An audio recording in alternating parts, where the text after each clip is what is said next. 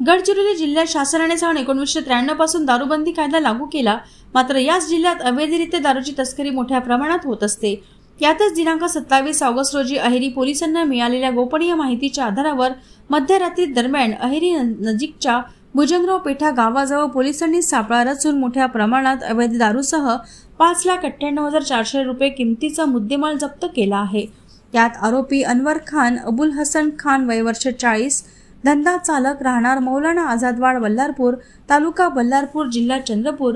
व सिद्धार्थ भास्कर रंगारी वय वर्ष 35, धंदा चालक, राहणार रवींद्रनगर बल्लारपूर, तालुका बल्लारपूर, जिल्हा चंद्रपूर अशी आरोपींची नावे आहेत। मिळालेल्या माहितीनुसार 2 पंचासमक्ष नमूद आरोपींच्या वाहनांची कसून तपासणी केली असता सदर वाहनांच्या फ्लोर पॅनलच्या खाली कोणालाही लक्षात न येण्यासारखे कप्पे बनवून त्यात वर नमूद वर्णाचा दारूचा मुद्देमाल भरून अवैधरित्या विना परवाना वाहतूक करताना आढळून आल्याने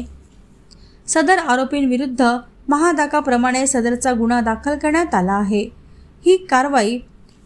पोलीस वरिष्ठांच्या मार्गदर्शनात अहेरीचे पोलीस निरीक्षक श्री स्वप्नील इज्ज पवार, सहाय्यक पोलीस निरीक्षक देवेंद्र पटले, पोलीस उपनिरीक्षक तराडे यांच्यासह हेमराज गरीबजी वाघाडे, पोलीस शिपाई वाकडे, शिवम्मा नैताम, पोलीस स्टेशन अहेरी व इतर सहकारी यांनी केली आहे।